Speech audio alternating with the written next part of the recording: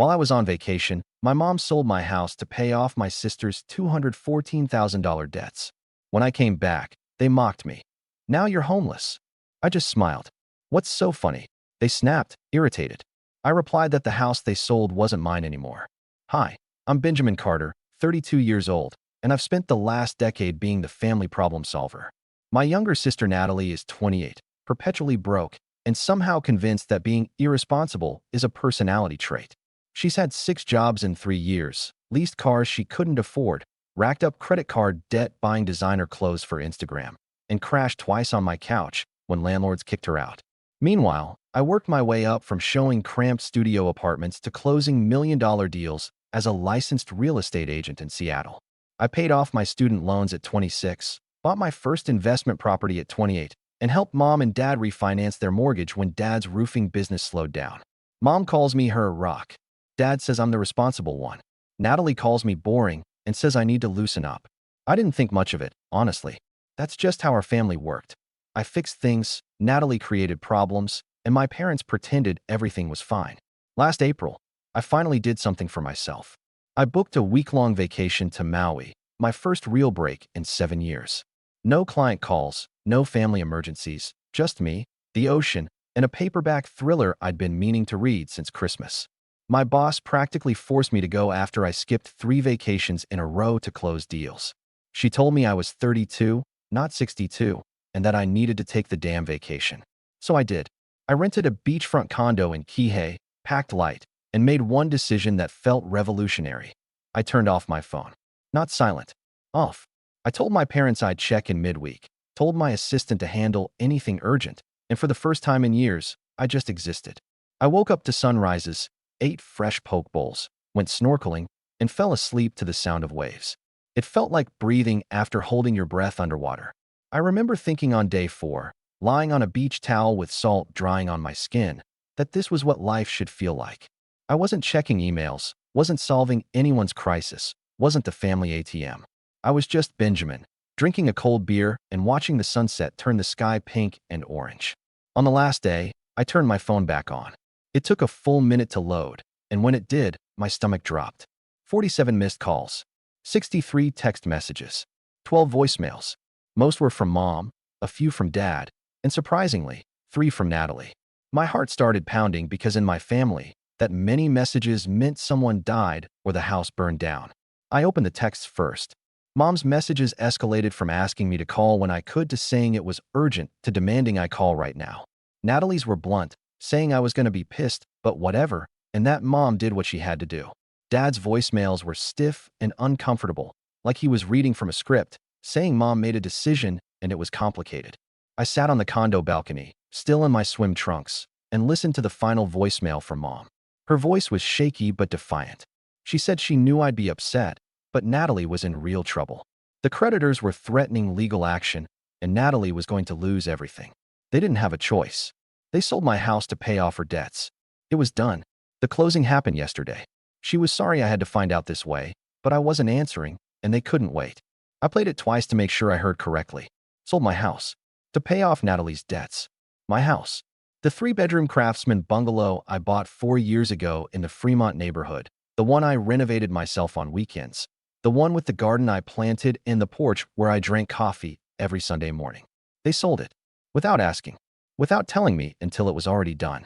I felt cold despite the 80-degree heat. My hands were shaking, not from anger yet, but from sheer disbelief. I called mom back immediately. She answered on the first ring, relief flooding her voice, saying thank God and that she was so worried. I interrupted her and asked what the hell she was talking about, that she sold my house. She sighed like I was being difficult and explained that Natalie owed $214,000 from credit cards, personal loans, and that car lease she defaulted on. They were going to sue her, garnish her wages, ruin her credit forever. They had to help. I repeated that she sold my house, louder this time, asking how that was even possible since it wasn't hers to sell.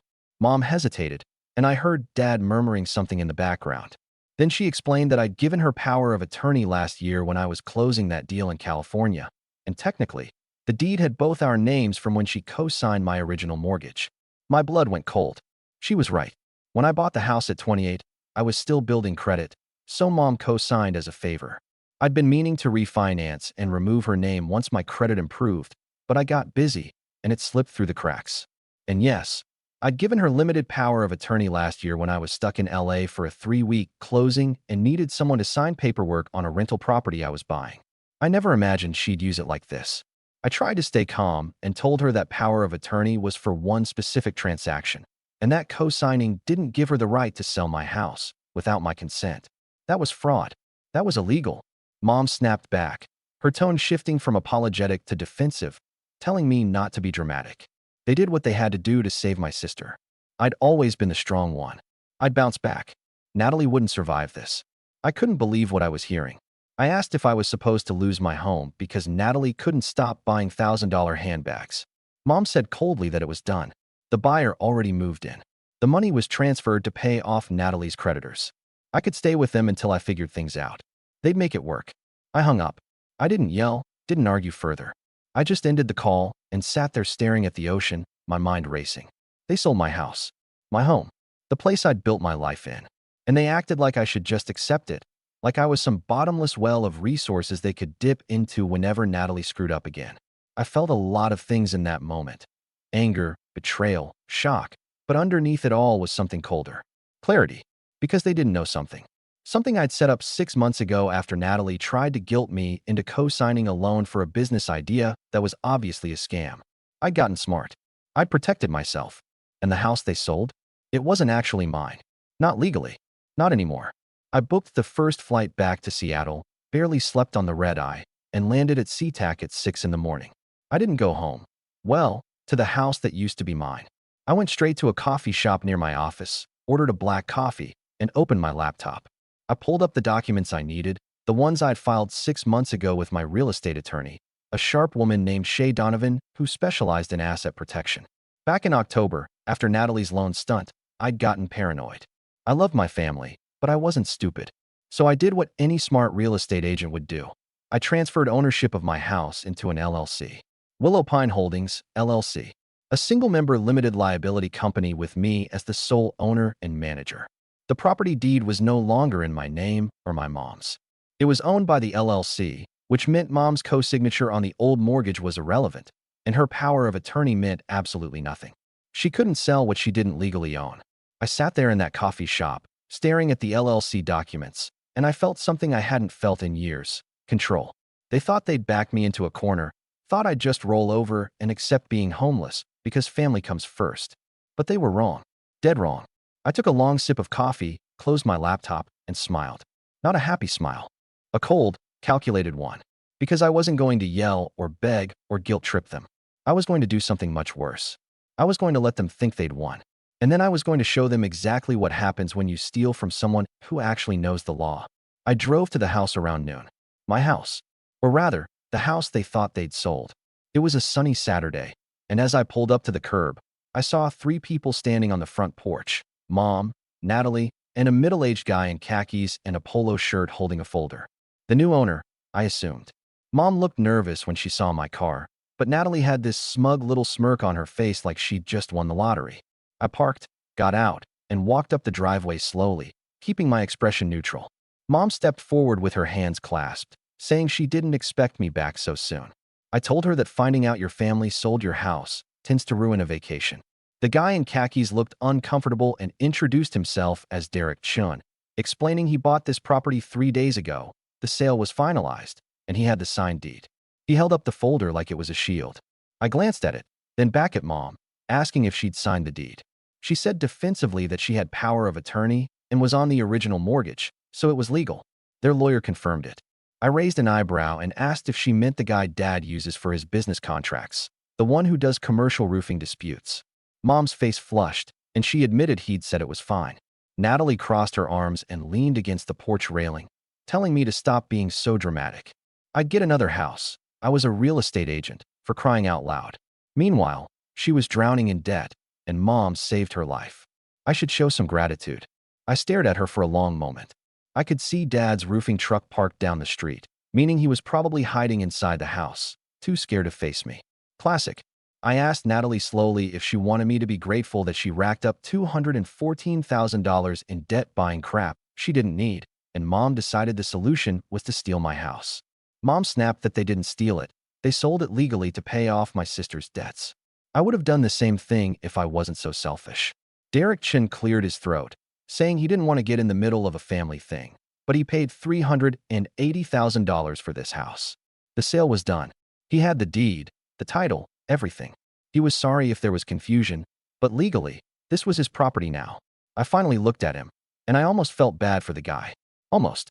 I asked if he'd hired a title company to process this sale. He said of course he had. He wasn't an idiot. He used First National Title. They did the full title search, confirmed ownership, everything checked out. I asked him who they said owned the property. Derek hesitated, glancing at Mom, then explained the deed showed Benjamin Carter and Linda Carter as co-owners. Linda signed on my behalf using power of attorney. It was all verified. I nodded slowly, then pulled out my phone and told him that deed, the one showing me and my mom as co-owners, was 4 years old. It was outdated. 6 months ago, I transferred ownership of this property into a limited liability company called Willow Pine Holdings, LLC. The current legal owner of this house wasn't me. It wasn't my mom. It was the LLC, which meant the deed he signed was worthless. The silence that followed was deafening. Derek's face went pale, asking what I meant. Mom's voice rose, saying I couldn't just transfer ownership without telling anyone. I replied calmly that actually, I could. It was called asset protection. I filed the transfer with the county recorder's office 6 months ago. It was public record. If Mr. Chin's title company had done their job properly, they would have caught it. But they didn't, which meant this sale was invalid. Mr. Chin didn't own this house. Willow Pine Holdings did. And I was the sole member of that LLC. Derek looked like he might pass out, saying he'd paid my mother $380,000. I told him, not unkindly, that he was going to need to get that money back because the person who sold him this house didn't have the legal authority to do so. I suggested he contact his title company immediately and start the process of unwinding this sale. He might also want to talk to a lawyer. Natalie's smug expression had completely disappeared. She asked if this meant the sale didn't count. I said nope, popping the P for emphasis. It didn't count. Because you can't sell what you don't own. Mom's face turned red, calling this ridiculous and asking if I was going to let my sister lose everything over a technicality. I repeated the word back at her, my voice finally rising. This wasn't a technicality. She committed fraud. She sold property she didn't own using power of attorney she didn't have the right to use. If Mr. Chin wanted to, he could sue her for every penny he gave her. And he'd win. Derek Chun was already on his phone, frantically dialing, saying he needed to speak to his lawyer now. He walked off toward his car, shouting into his phone about title insurance and legal action. Natalie looked at Mom, panic creeping into her voice, asking what this meant. If the sale didn't count, did she have to pay the money back? Mom didn't answer. She just stared at me like I'd betrayed her, saying I couldn't do this. Natalie would be sued. She'd lose everything. I said coldly that she already lost everything. That's why we were in this mess. And now they dragged an innocent buyer into their scheme, and they'd committed fraud. Congratulations. Natalie shouted that this was my fault. If I'd just helped her in the first place, none of this would have happened. I laughed. Actually laughed. I told Natalie I'd been helping her my entire adult life. I co-signed her first apartment lease. I paid her car insurance when she was unemployed. I lent her $5,000 for that business idea she never paid back. I'd been her safety net for a decade, and this was how she repaid me, by letting Mom sell my house. Natalie yelled that they didn't think I'd care this much. It was just a house. I roared back that it was my house, and both of them flinched. I took a breath, forced myself to calm down, and told them what was going to happen. I was going to contact my attorney. She was going to send them both a cease and desist letter. If they tried to contest the LLC transfer, if they tried to claim any ownership of this property, I would bury them in legal fees. And Mr. Chun was going to sue them for fraud, and he was going to win, because they sold him property they didn't own. So whatever money they used to pay off Natalie's debts, they better hope they could get it back, because they were going to need it. Mom's eyes filled with tears, saying we were family. I said quietly that family doesn't steal from each other. And they weren't sorry they did it. They were sorry they got caught. I turned and walked back to my car. Behind me, I heard Natalie shouting something, and Mom was crying, but I didn't stop. I didn't look back. I got in my car, started the engine, and drove away. My hands were shaking, my heart was pounding, but underneath all of it, I felt something I hadn't felt in years. Free. I went straight to Shay Donovan's office. She was in on a Saturday because real estate attorneys in Seattle don't really get weekends off. I laid out everything. Mom's fraudulent sale, Derek Chin's invalid deed, Natalie's debts, all of it. Shay listened, made notes, and when I finished, she leaned back in her chair and smiled. She said this was the cleanest case of attempted title fraud she'd ever seen. My mom didn't have a leg to stand on. The LLC transfer was rock solid. We'd file a quiet title action to officially confirm Willow Pine Holdings as the rightful owner, send a demand letter to my mother and the buyer, and within 30 days, this whole mess would be resolved. I asked what would happen to the buyer. Shay explained he'd get his money back through title insurance. That's what title insurance was for, situations exactly like this. He'd be made whole, and his insurance company would go after my mom to recover the funds. She was the one who was going to be on the hook. I nodded slowly and said good. Shay's tone softened, and she asked if I was okay. This was my family, after all. That had to be hard. I thought about it for a moment, then shook my head. I told her I thought it would be, but honestly, I felt lighter than I had in years. Over the next 2 weeks, everything unfolded exactly as Shay predicted. Derek Chin's title insurance company confirmed the sale was invalid and refunded his $380,000.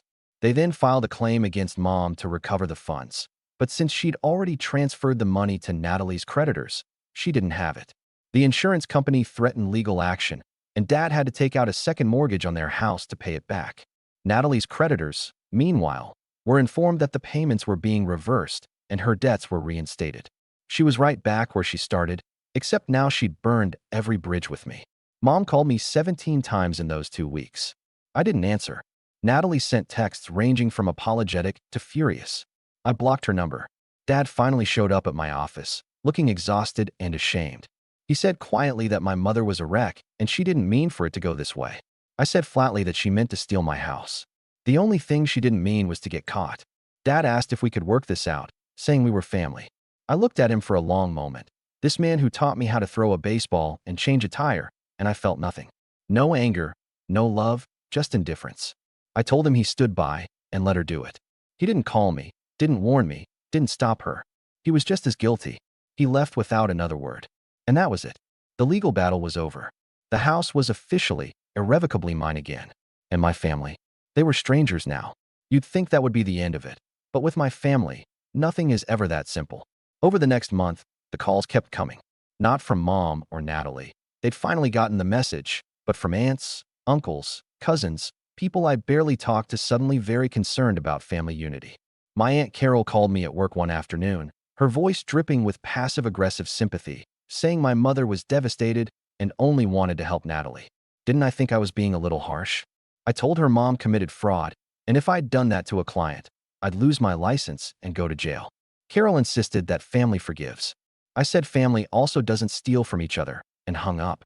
My Uncle Ron tried the guilt trip approach, saying Dad's health wasn't great and all this stress. Did I want that on my conscience? I didn't even respond to that one. The thing is, they didn't actually care about me. They cared about the fact that I wasn't playing my role anymore. The reliable son, the family ATM, the guy who fixed everyone's problems while his own life fell apart. And now that I'd stepped out of that role, they didn't know what to do with me. 8 weeks after I got back from Maui, Mom sent me a letter. Not an email, not a text, an actual handwritten letter delivered to my office. I almost threw it away, but curiosity got the better of me.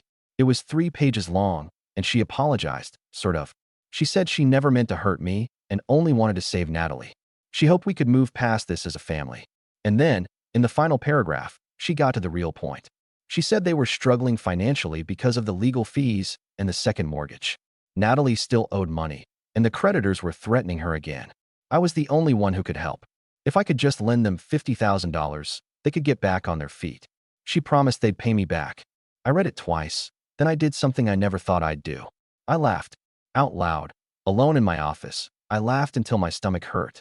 Because after everything, after the fraud, the lies, the manipulation, the complete disregard for my life, she was asking me for money. Again, that's all I'd ever been to them. A resource. A solution. A wallet with a heartbeat. I didn't respond to the letter. I just filed it away with all the other legal documents from this mess. 2 months later, my parents made one last attempt. They invited me to Sunday dinner, and part of me, maybe the stupid, hopeful part, wanted to believe they'd finally realized what they'd done. So I went. Big mistake. Mom was overly cheerful, Dad was stiff and awkward, and Natalie sat at the table with her arms crossed like a teenager forced to attend family therapy. For 20 minutes, it was painfully polite small talk. Then, halfway through the meal, Mom cleared her throat and said they'd come up with a plan. Natalie was going to move in with them to save money, and since I had that big house all to myself, maybe I could take out a home equity line of credit to help them cover some expenses. Just temporarily, of course. I said no. Just that. No explanation, no discussion. Just no. Dad's voice turned sharp, saying I owed them. I stood up and said I didn't owe them anything. I'd spent the last decade bailing this family out of every crisis, and the one time I set a boundary, they called me selfish. They sold my house. They committed fraud. They didn't apologize. They asked for more money. So no, I didn't owe them a damn thing. Natalie called me a selfish asshole. I told her she was a leech who'd been sucking this family dry for years, and the second someone said no, she threw a tantrum. Mom started crying, asking how I could say that about my sister. I said she was a 30-year-old woman who'd never taken responsibility for her life, and Mom had enabled her every step of the way. They wanted to help her? Fine, but leave me out of it. As I walked toward the door, Mom followed me and said if I walked out, don't come back. I stopped, turned, and said good. Because I wasn't planning to. I left, got in my car, drove away, and never looked back. And I didn't feel guilty. I didn't feel sad. I felt free. It's been 6 months since that dinner. I haven't spoken to my parents or Natalie since. I blocked their numbers, unfriended them on social media, and moved on with my life. I heard through the grapevine that Natalie declared bankruptcy and is living with my parents rent-free. Mom and Dad are struggling with the second mortgage, but refuse to downsize. They still think I'm the villain in this story. Maybe I am. I don't really care. Because I'm happy now. Genuinely, actually happy. I sold one of my investment properties and bought a bigger house in Ballard, a beautiful craftsman with a view of the Sound. I wake up every morning, make coffee, and sit on my porch watching the sunrise. I don't check my phone for crisis messages. I don't worry about whose problem I'm going to solve today. I just live. I started dating someone, joined a hiking group, and even took a weekend trip to Portland just because I felt like it. Little things, normal things, things I never had time for when I was busy being everyone's emergency contact. And I don't miss them. My family, I mean. I thought I would. Thought there'd be this gaping hole where they used to be, but there isn't. There's just peace. Last week, I got an email from Mom saying Dad had a minor heart attack last month. He was okay now, but it was a scare. She wanted me to know in case something happened. She wasn't asking me to come back, just asking me to think about it. I read it twice, waiting for the guilt to hit, for the old instinct to kick in and make me rush to their side. But it didn't come. I felt nothing. Not anger, not sadness, just a distant acknowledgement that this was their life, not mine. I didn't respond.